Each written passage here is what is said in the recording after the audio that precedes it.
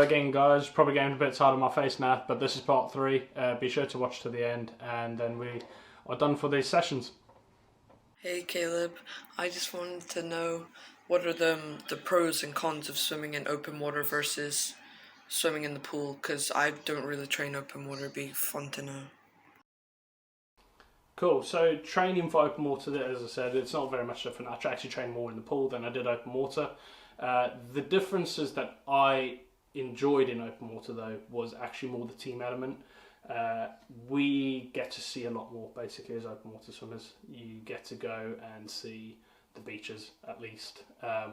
Most pool swimmers, what you'll find is they go from hotel room to swimming pool and back again, and this is their journey, and they fly into the airport, then go to the hotel, and then fly and then do their race, go back to the hotel room, come back for another final race, go back to the hotel room, and then once that's all done, they obviously then catch their flight back home, and that's pretty much what a pool swimmer would normally do. Whereas in open water, because it's such a relaxed environment, I'd say, we actually got to go and see places around the thing, so we'd have to walk to the venue, which is down on the beach side, so you get to see a lot more.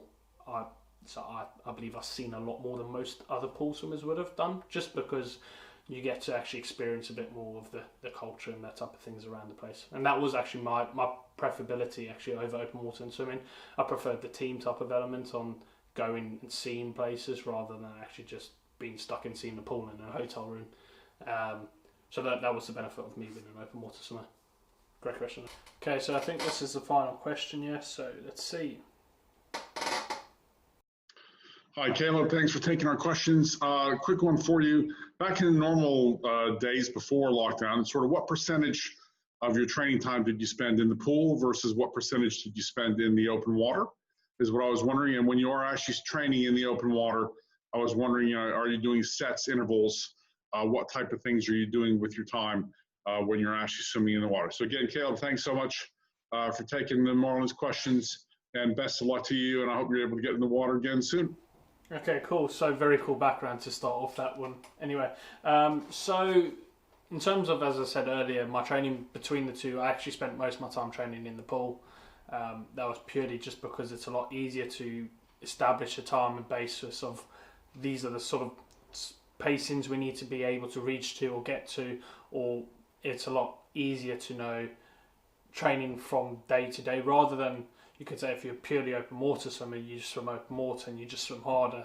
It's quite hard. There's a lot of, obviously it's an environmental sport, so in terms of you've got waves, you've got currents, you've got a lot of different factors that can actually change the way that each training session could be. So in terms of in the pool, actually allowed us to have a better understanding of how training is sort of going in that type of sense.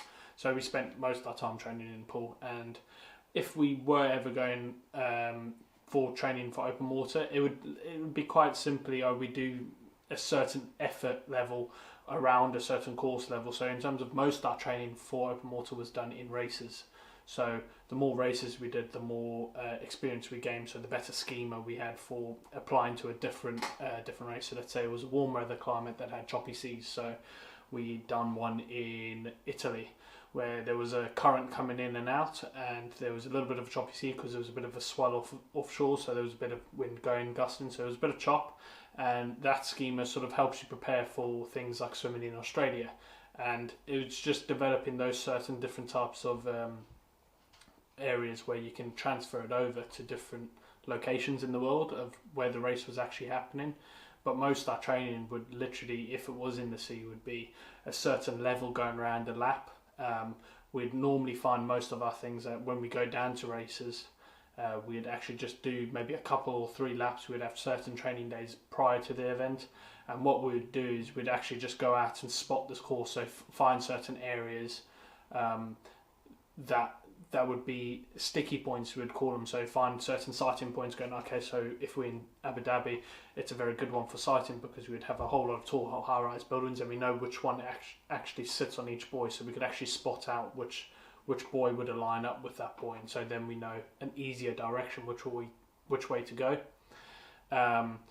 And when I talk about sticky points, it's finding those points where you can either gain an advantage or even lose advantage. And so if you have like a house shape course, so if you have a buoy here, and a buoy, and a buoy. Yeah, so you've got like a house shape, and you've got the 90 degrees at the top there.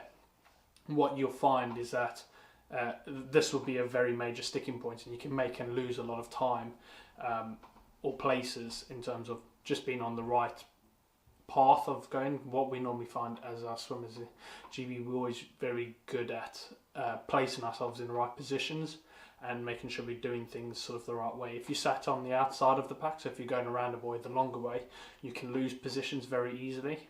Having said that, it's also a more safety route that you can take, so in terms of you can save a lot of energy swimming on the outside and rather than fighting with a lot of people on the inside. But when it comes down into situations where you can move up 15 places or so just in a short turning buoy, which I'll hopefully share a picture with and show you just how hectic that type of thing can become. If you put yourself in the right position, you can come around and actually gain places very quickly and not have to worry about actually swimming the extra bit. But in terms of training in open water, the only thing we would do is do certain types of effort levels around a certain lap or in between certain buoys. As I said, it's very hard to actually time type of thing, so you can't go, well, let's do 10 400s and estimate this is about 400 metres across on each buoy. We'd estimate, but it was never a timing type thing that you get much in swimming in terms of we're going to go off this time and all that. In open water is very much you just go with the flow as much as everything with it is. It's quite a externally paced event. It's not we're going to go at this pace the whole time. It's you need to prepare to be ready to go at this pace, but you find most of the time you'll be going a lot slower in the middle of the races and then very quick at the end of the races. So it was that type of thing that we had to equate and train for. Okay, so I think this is the final question we have here. Hi, my question for you is how do you train differently for open water swimming than pool swimming?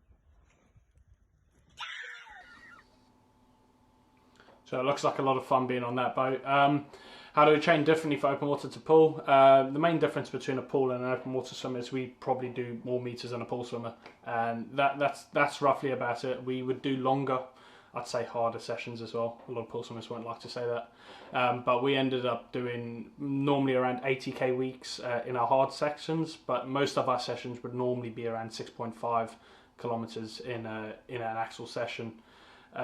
What we would do though is we wouldn't just swim just long periods, we'd swim long and hard.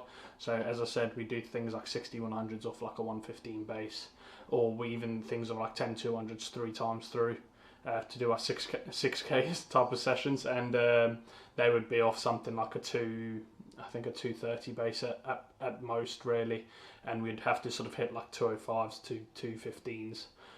It's quite a broad range, but it depends on where we're trying to get some type of speed play. So time for sprinting, we did a lot of speed play. So in terms of we didn't just disregard swimming fast, because we knew at certain points we actually have to swim fast.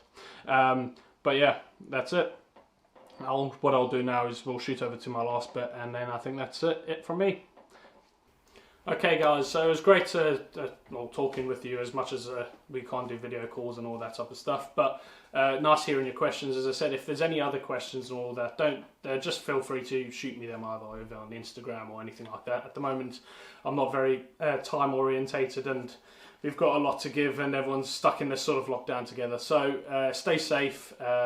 If you can get to open water and have, as I said, make sure you're safe out of everything. It's not as easy as a pool to swim in open water, and so just make sure you're wary when you're doing that. I say that quite literally because you can get yourself into situations you don't want to be in, but make sure that you try and get out if you can to open water venues or safe venues that you can actually do this type of stuff in.